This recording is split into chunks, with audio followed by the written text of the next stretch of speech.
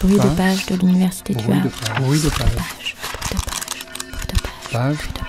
Bruit de page. Bruit de page. Bonjour, chères auditrices et chers auditeurs. Le défi qui est lancé est de partager en 10 minutes, dans cette émission Bruit de page, plusieurs années de collaboration, notamment avec l'Asie, et des publications, des colloques qui ont été montés. Alors, comment présenter les choses simplement en rappelant que la collaboration avec l'Asie a commencé dans les années 2000, 2003, 2004, 2005, en profitant d'ailleurs de l'ouverture de l'Université du Havre envers ce continent et en ajoutant des pays qui n'étaient pas jusque-là couverts par des collaborations avec l'Université du Havre. Ces collaborations se sont intensifiées à la fin des années 2000 et donc depuis une quinzaine d'années en tout, mais surtout depuis 7 ans, elle a débouché sur une quinzaine de publications internationales collectives, ce qui en fait toute la motivation et tout l'intérêt également humain. Il y a eu beaucoup d'aventures humaines, ou en tout cas d'amitiés universitaires qui se sont nouées et qui ont débouché sur 2 grandes séries de publications qui sont groupées ici dans la présentation par séries de colloques qui ont été organisés en France et en Asie. Une première série sur l'analyse comparée des régions et de leur dynamique, avec une approche plutôt de sciences politiques, et une deuxième série d'analyse juridique, ou en tout cas impliquant les juristes principalement, l'analyse des systèmes nationaux d'Asie et d'Europe, y compris bien sûr dans leur dimension de construction régionale. Alors tout simplement, présentons ces 2 séries l'une après l'autre, et bien sûr en mettant l'accent sur le bruit de leurs pages ou les pages des publications qui ont été produites. La première série porte donc sur l'analyse plutôt politique ou politologique comparée des régions et de leur dynamique. Un premier colloque a eu lieu en France, s'adressant à la notion de régimes régionaux, ou régime institutionnel pour les régions en formation, et a débouché sur un premier livre intitulé « L'institutionnalisation des régions », en anglais, avec comme sous-titre « Perspective franco-coréenne ». Au départ, c'était une collaboration plutôt avec les Coréens. Cet ouvrage comporte une trentaine de chapitres et qui mêle bien sûr des politistes, mais également des économistes, des géographes, des juristes, des historiens. C'est un peu un panorama général qui a été posé. Un deuxième colloque a eu lieu ensuite en Corée sur le thème général des formes de coopération régionale en Europe et en Asie et a débouché sur un ouvrage en français portant sur les types de politiques de coopération, politiques plutôt institutionnelles ou fonctionnelles, pour reprendre un vocabulaire des sciences politiques. Il groupe 25 chapitres de collègues, pour certains les mêmes que dans l'ouvrage précédent et pour d'autres ajoutés, notamment de Mongolie et du Kazakhstan.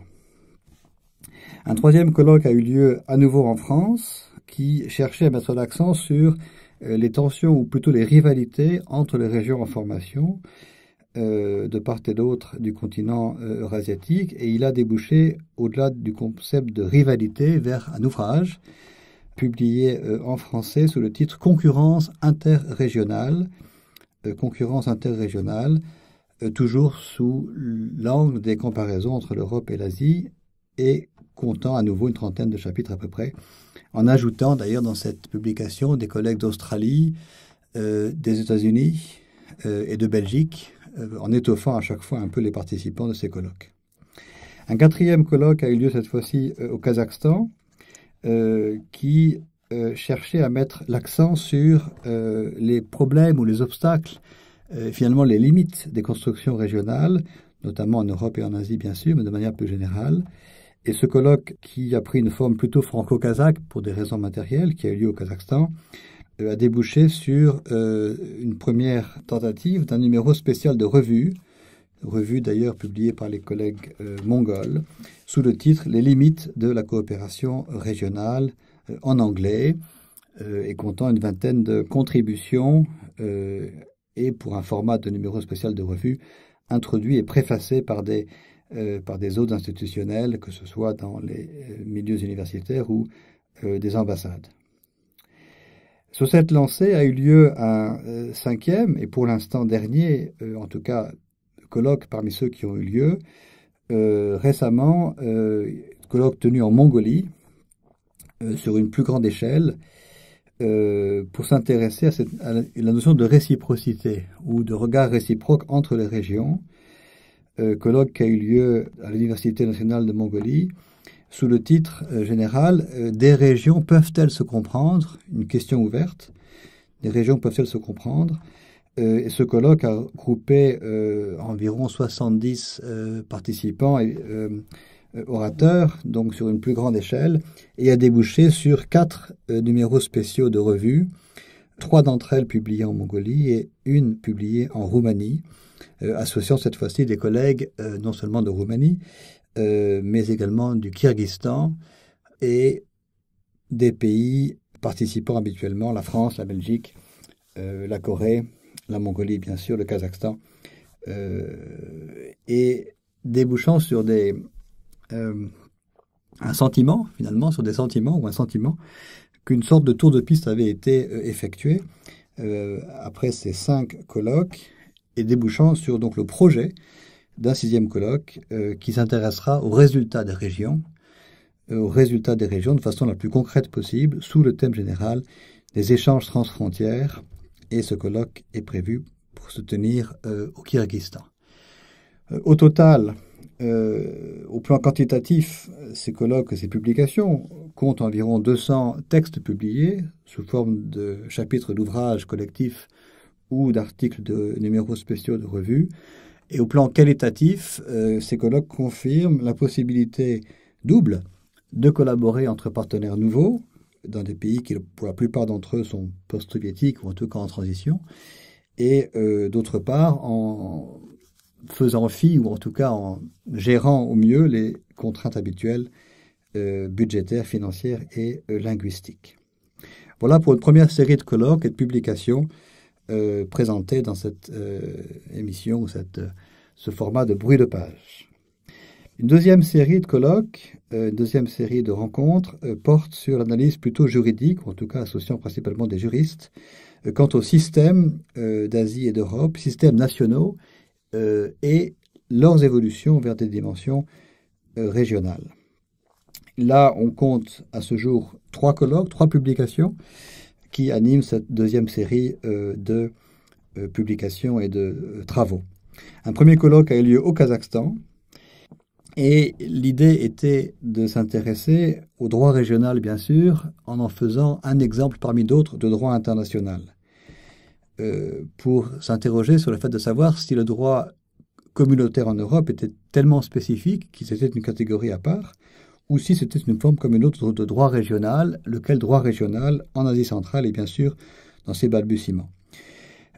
L'ouvrage qui est sorti de ce colloque est intitulé « Le régionalisme et ses limites », non pas sous le même angle que tout à l'heure, les obstacles à la construction régionale, mais sur les technicités, sur les différences de concepts juridiques ou de régimes juridiques, notamment dans les juridictions ou dans le droit positif, qui, non pas opposent, mais qui différencient les pays, notamment d'Europe de l'Ouest et d'Asie centrale.